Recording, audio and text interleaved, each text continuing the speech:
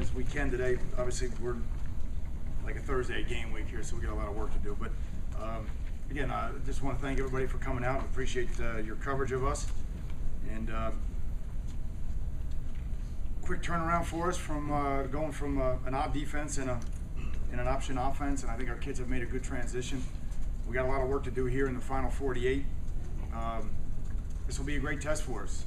Virginia's done a nice job against us the last couple of years. We're both coming off a short week, so it's going to be a challenge mentally. Certainly will be a challenge physically after playing Georgia Tech on our side. And I think you guys all know we had some guys banged up after that game, so we're trying to get them healthy and get them fresh and get them to the start. So just excited about the opportunity to play a Thursday night game in South Florida. So with that, I'll open up to any questions that you have. Al, Mike London was saying yesterday that he thinks he wouldn't be surprised if you guys and other teams going forward looked at what NC State did defensively and just said, okay, that's going to be our scheme. Is it ever that simple? No, it's not, because I've been where Mike is, where you have 2 weeks to prepare for an option team. You change your defense, and you actually play that defense for 2 weeks. So the transition week is what was last week. That was hard for him to go back to the defense. So I'm sure from our side, I think the defense is transitioning back, and their defense is transitioning back for the second week in a row. So I think they're going to be play much better than they did last week. We're expecting that, and certainly from an offensive standpoint, we're going to do what we do. We have to do. We didn't execute for 4 quarters on offense last week, and we got to really make sure that we eliminate mental errors and do what we do best. Al, do you like the national exposure, of a Thursday night game? Yeah, again, Susan, for me, it's I keep saying it, but I mean, I'm just focused on the team and how we play, how we prepare, and how we play. I don't really get into to the rest of it. We've played just about every time slot you can play, right? I think this year we played a 12, a 3, and an 8, and now we're playing on Thursday night. So for me, I'm just trying to teach them the process and take care of the things that we can take care of. Coach, in a short week, obviously everyone talks about the preparation, how quick of a time that is. Is there anything that gets cut out, or what are the parts of the preparation that get cut out? I hope not. Probably some physical things. I think that's fair to say. But you try not to leave anything out. It's like a Monday is a combined Tuesday and Wednesday, and Tuesday's a combined Wednesday and Thursday. And so we're trying not to leave anything out, and we're managing classes. As I said after the game, we're managing classes and exams and all those things. So we really got to get to 5 o'clock tomorrow night and then go over to the hotel and then really just get focused in and hopefully get rested up. Coach, with your defense getting takeaways, specifically interceptions, is that more a product of experience rather than talent and feeling comfortable with what they're doing, so they're able to kind of focus more on maybe getting on the ball rather than making a tackle? Play faster, exactly. There's no question about it. So I thought we played fast, even despite the challenges that we had on defense. I thought, and again, that's a function of preparation. Those kids prepared every day. They were on every assignment. They executed. They brought their training to the game. And you're right. They played fast. And not only did they, that we could get some interceptions, but we're seeing the ball better. We're taking the ball away better now, and that's going to be critical for us. But individually, will guys feel more comfortable taking those chances or feeling more comfortable in those positions because they're 7 games in? Absolutely, yeah. The problem was everybody wasn't 7 games in.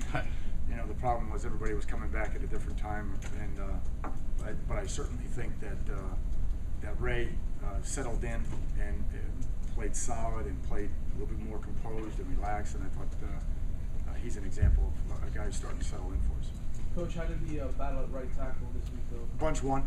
Bunch will start the game, and Sean Cho will play significantly. Virginia's been kind of a thorn in this side. When you look at the side, particularly in recent years, is that do you detect any kind of motivation factor? No, kids I'm not a revenge guy. I don't believe in it. Again, I'm a process guy, and I think the only thing that endures is the process. Everything else makes you go high and low. It develops these oscillations in your program, and I don't believe in it. I really don't. So again, for us, it's all about preparing through the event, preparing in the final 48, and being at your best on game day. And again, it goes back to just all the studies, John Wood and everything. You got to take care of yourself. Again, for us, we have to play the game, the way we want to play, and can't really worry about what's transpired in the past. Does that message get through to the players? I hope. I hope. I'm trying to make sure they understand that. We're making progress. To be honest with you, we're making progress because, we had, the heartbreak at Virginia Tech and the big win, and then they came back down. So you're talking 3 weeks now where they've invested in the games, and now I think this week too they're doing a good job. We got to finish off this week. That's the challenge because there hasn't been a physical commitment this week. It's been a mental commitment, and we can't start going backwards now in the final 48. Answer your question? Yes. I'm gonna ask you about another starting job. Sure. Attacker spot. Was Darius able to hold off McKenna, I guess, for that spot? He sure was. Yep. And McKenna will play a lot too. You had mentioned on Saturday that Denzel's the guy that showed you that he's deserving of more playing time, or that he could. Where do you see his role kind of improving, or can you get him more reps in there? Yeah, we're going to get him more reps. Plus, he's doing a great deal for us on special teams. He's been very good on special teams. Again, he's very bright. He's very bright. He can learn. He'll continue to play for us on the sub package, the nickel. So again, his reps all told every week. He's getting into the 40s now, so he's getting a good amount of reps. And then with him and Chicolo, just two young guys that are kind of anchors for your future. Can you talk about that then moving forward? Yeah, I think we're very happy with both of them. Again, they're both smart. They're both tough. They're team players. They really are. They're unselfish. They do whatever we ask them to do. So that's a great foundation for us there. It's kind of interesting that now last week you had Coach Groh on the other sideline. Now you've got the school that you coached. What are your feelings or memories, I guess? Yeah, again, Mike Lennon is a good friend. Just a tremendous, coach and person, and Anthony Poindexter over there, their operations guy, Jerry Capone. All these, Jerry Capone. It was. We go all the way back, 1994. He showed me the ropes. He was the operations director at Virginia. And Mike and I were together at BC in Virginia. Anthony Poindexter I coached and then later coached with. Great personal friend. So definitely, just great being around great people. But at the end of the day, I got to do what I got to do. You just talking about Mike, and did you know when you were working with him that he would be a good head coach? Oh yeah. No, Mike's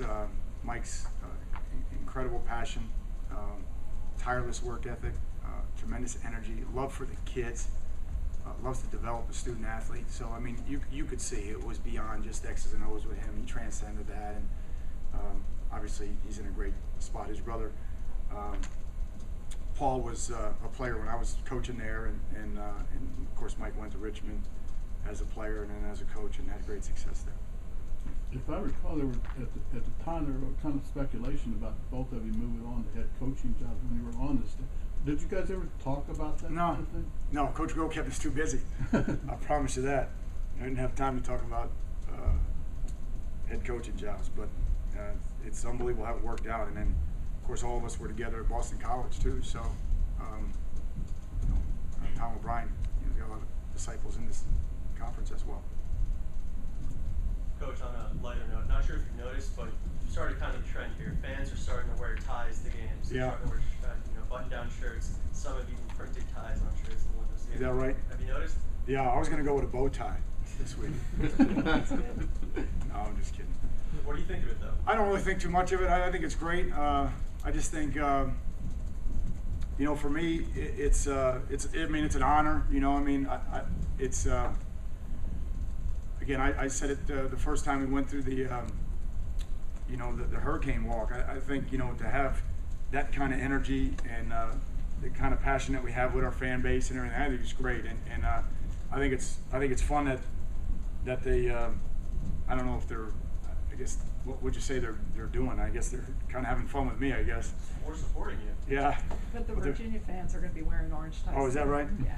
So, gonna be a lot of orange ties then. And can you tell us just why you wear the tie? It's not a very conventional thing. That's something we always see with coaches. Yeah, I don't know. I think it comes down to my mom. Just there's in her mind it was the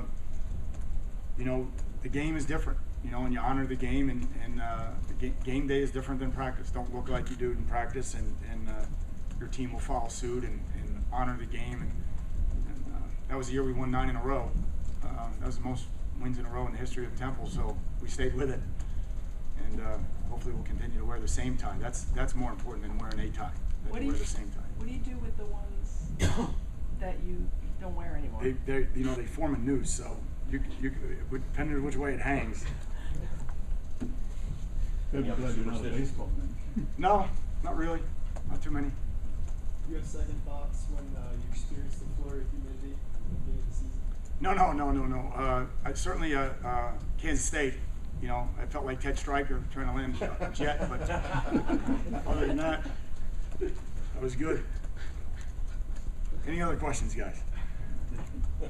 I have a funny feeling we're done. You have another one? I know you say a lot how you want to instill the process in these kids, and after all, they are kids. How hard has it been to get them process oriented? It's hard. It's hard. I mean, I'm not gonna lie to you. It's hard. I mean, we're working on it. I'm talking about the whole staff, and now the leaders. We're working on it 24/7, and I'm not gonna get into. I think you guys know, and I try to be honest with how players are playing, but you can kind of tell which ones. Hey, coach doesn't think he's bought into the process. And you can probably tell that. You can read between the lines, but we still have some guys that have to understand the type of preparation.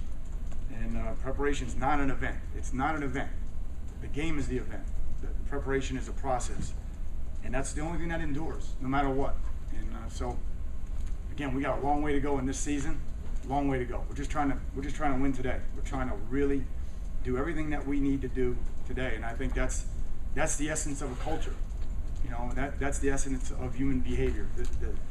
The oscillations, the volatility in human behavior creates an opportunity to outbehave your competition, to outbehave whoever you're playing against, and that's what we're trying to teach them. We got a chance to do that today. Taking care of your body, hydrating, eating, getting enough rest, watching film. You go all the way down the line. We have a chance to do that today, and that's what we're trying to teach them. Al, Corey had a really bad hit. Yeah, he did. In that game, that was kind of traumatic. That was a crazy game last year.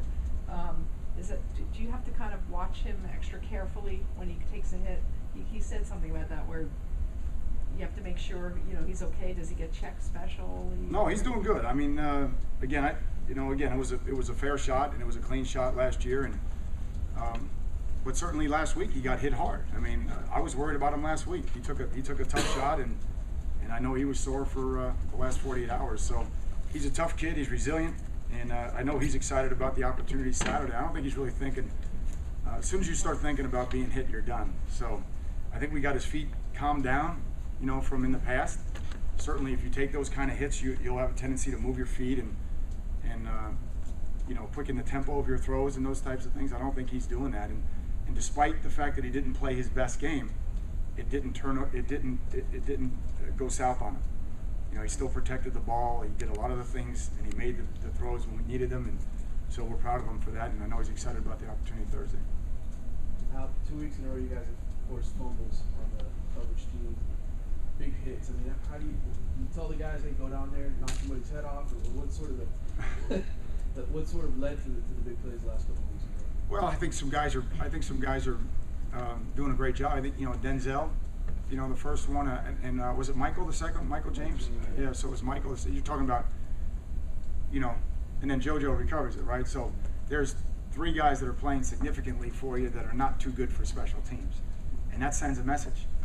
It really does. It sends a message to all those other kids now, and so we're starting to develop that culture where special teams is important, and clearly we're developing a culture where protecting the ball is important, where penalties are important, and those are all the things. The preparation takes care of the MEs, and if we could take care of the other things, those are the things that cause you to lose: turnovers, penalties, mental errors. So that's what we're trying to teach them. I guess today would be the day the injury report comes out. I didn't even think of that. Is that right? Because Chris, is there? But go ahead and ask me a question because I can give it to you right now. Can you tell us who's out for the game? Cheyenne Green is still out. We're going to hold him. Do you guys have any questions on anybody in particular? Because I can help you. Luther's not back yet. Porter's not back yet. Feliciano, No. Feliciano looks like he'll be out. Anybody else, guys? That Ojomo's fine. Ojomo's fine. And Yep. And Corey's fine. And Perriman's fine, right? Perryman's fine. You're right. These are all the guys that went down. Marcus Robinson's McGee. fine. Yeah, Marcus. McGee, thank you for reminding me how banged up we are. Appreciate it. McGee's fine, he's okay, yeah. Yep. Well, I mean, But he's relative, playing. you know, He's playing. if you're a student, you're probably not okay, but he's got to play a game Thursday night. So. Any other questions? Coach, with the way you guys lost, I'm sure it's still. Free's not helping me. This is Thursday. I want you to know. They sting a little bit, but can you, is there a silver lining because you went through these close losses? Did it make these kids stronger mentally? Yeah, I mean, I always try to find, try to find the positive in everything, So, again, I hope they don't sit there and beat themselves up over those losses. I hope we learn from it and we grew from it. Like I say to the team all the time, there's no mistakes, just a lot of lessons.